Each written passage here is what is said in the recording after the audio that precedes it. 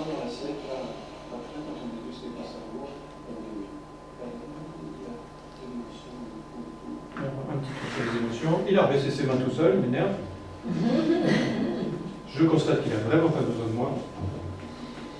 Et donc, voilà. Au revoir, monsieur.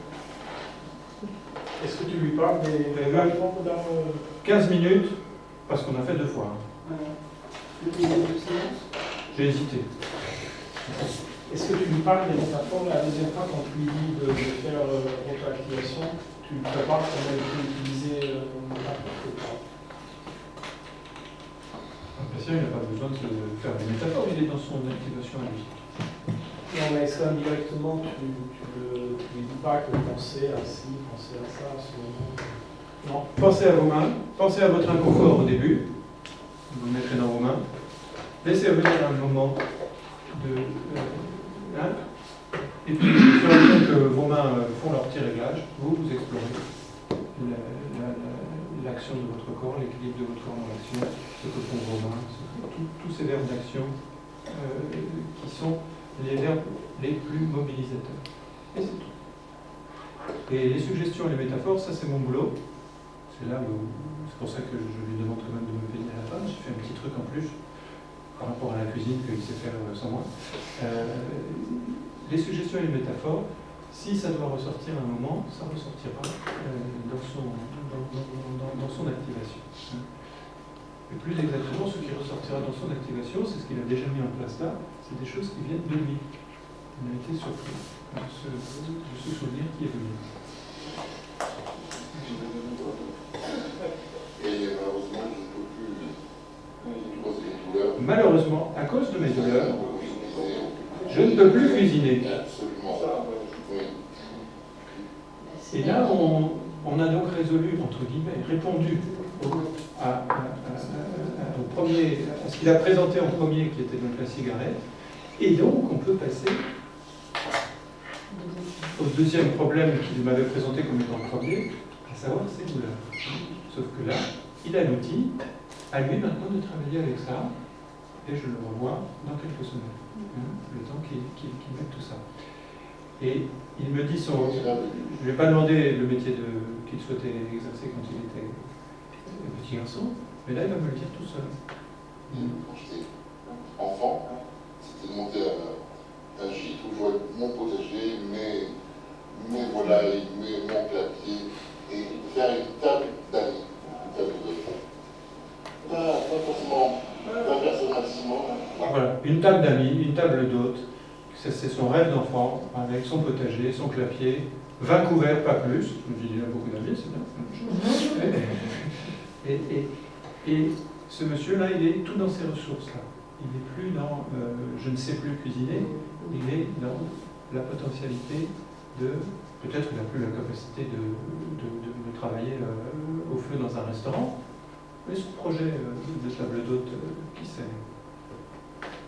c'est à lui de le réactiver et de le remettre sur le chemin si c'est un projet qui est important pour lui. Vous le voyez bouger. Pour ce monsieur qui ne peut plus bouger du tout, parce que c'est comme ça qu'il est arrivé, courbé, avec du mal à marcher, avec une personne qui l'accompagne. Je le vois quand il se lève, on voit qu'il est... C'est pas facile, mais... Se faire plaisir et faire plaisir. Se faire plaisir et faire plaisir, c'est surtout ça, me dit-il. Et cet exercice, voilà, c'est un métier de plaisir. Hop, la pompe à récompense. Le plaisir, c'est un médicament, je lui dis. À certains moments, il faut changer la dose. Il y a des saisons où il y a des... Je lui dis qu'il faut changer la dose. Oui, un peu moins parfois pour mettre un petit peu de sirop. Je file une métaphore dans son registre. Je dis, le plaisir, à certains moments, il faut changer la dose. C'est comme les médicaments qu'on prend quand on veut se soulager. Je lui dis, c'est comme certains fruits ou certains légumes, à certaines saisons, ils ont moins de goût. Mais que fait le cuisinier? Faillé. Il me dit, oh, bah oui, il faut les épicer. Bon, bien, il trouve des solutions. Voilà. Et là, ces petits exercices pour les développes. Je reprends son expression, il dit des petits épices pour donner le peps. Je dis bah, très bien, vous faites des exercices pour donner le peps. On utilise vraiment les ingrédients apportés par le patient et à chaque fois qu'on peut les remettre dans le jeu, on est plus actif parce qu'on n'est que avec des ingrédients à lui. Je n'ai pas apporté des ingrédients à moi, j'ai utilisé tous les ingrédients à lui. Il y a plus de chances qu'il trouve une solution avec ses ressources plutôt qu'avec les miennes. Moi, je ne sais pas faire de cuisine. Plus on est à l'écoute du patient, plus on est expert dans ce qu'on fait. Et oui, c'est ça. Mais du coup, pour moi, j'ai juste appliqué les 10 points. En étant ces 10 points très simples qui me permettent d'être complètement à l'écoute du patient, à l'observation de ses gestes et à utiliser tous les mots qu'il dit et tous les gestes qu'il prend pour les remettre dans la direction du mouvement, du changement, le renforcement d'une transformation, interaction de son but à lui. Et j'ai bien fait de ne pas mettre mon but à moi ou le but que je croyais avoir compris, parce qu'il en a changé en cours de route. Donc même ça, il faut être pris. Non, ça m'a permis effectivement de mettre au point sur le moment où ça va bien. Ouais. Où il n'y a pas cette contrainte de cigarette, c'est pas. Ouais. Et il est revenu sur le tabac pour répondre à ta question. Lui, ça ne lui pose aucun problème. Le rapport, il l'a fait parce que c'est que des choses. En permanence, notre cerveau zappe sur toutes nos questions. Je pense à ce que j'ai mangé, je pense à ce que je ferai après, je pense à ce que je suis en train de vous dire, je pense à. On a l'habitude de zapper avec tout ça. Voilà.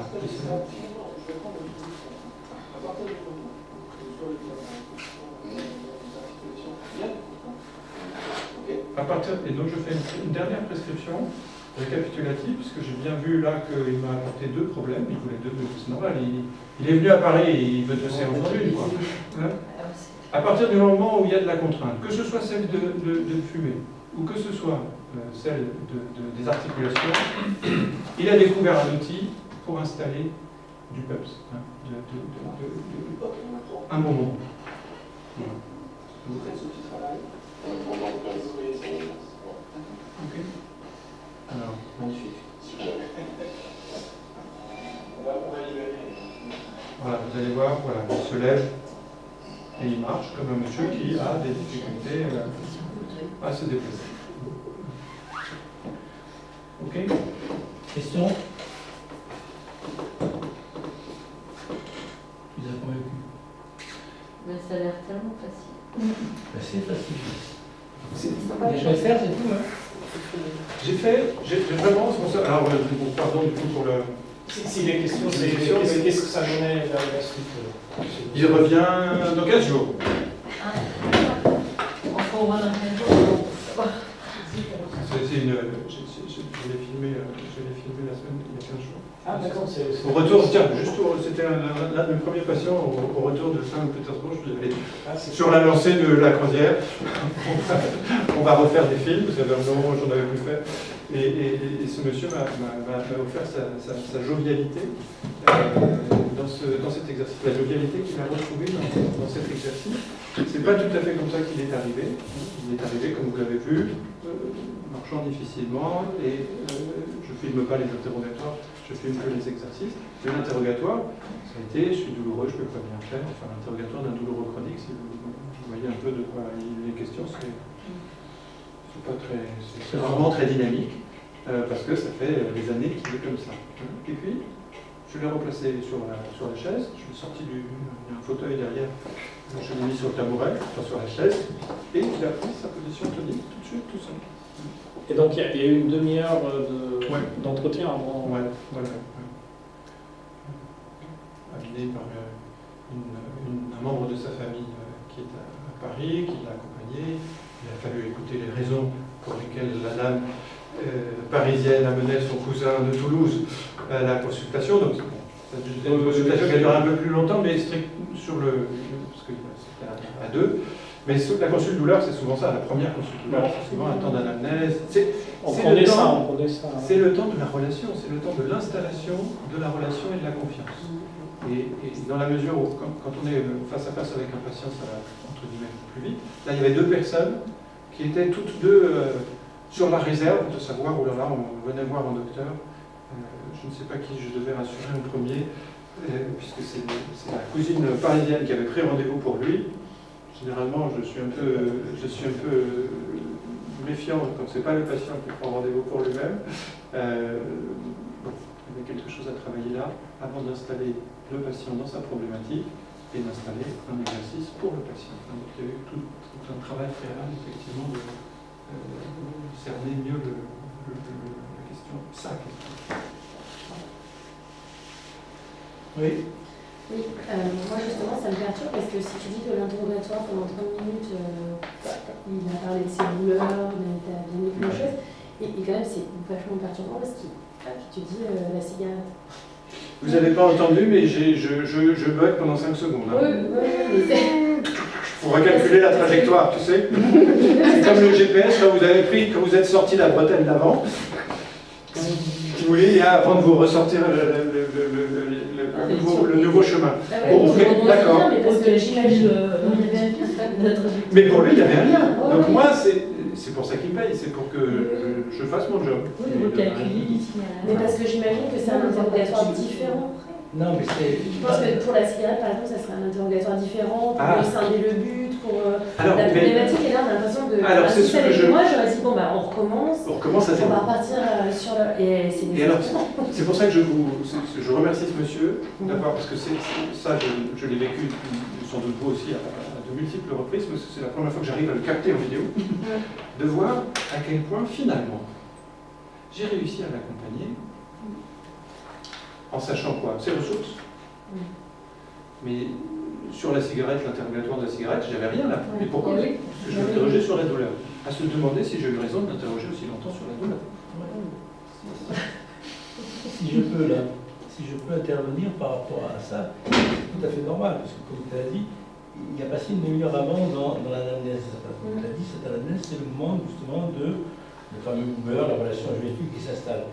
Ce bonhomme, au départ, il ne connaissait pas, il n'a pas parlé de la cigarette, c'était quelque chose qui le gênait. Et à travers l'anamnèse, à travers justement cette relation qui s'installe, à ce moment-là, on en parlait hier, la vérité apparaît.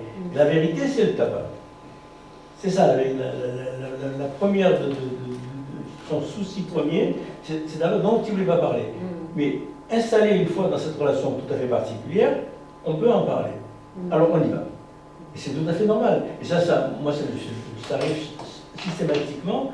Dès que la relation est installée, alors qu'on va aller pour un truc, c'est autre chose qui apparaît.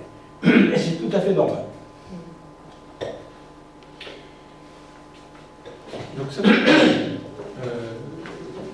on va revenir sur problème et but, puisque là, justement, c'est une illustration supplémentaire de voir à quel point cet interrogatoire peut être de plus en plus simplifié et résumé en utilisant tout de suite les métaphores du patient. Ça va être l'objet de notre travail de l'après-midi. On va filmer ça. Tu ferais ça, tu veux reprendre la cigarette? Oui, je vais reprendre la cigarette.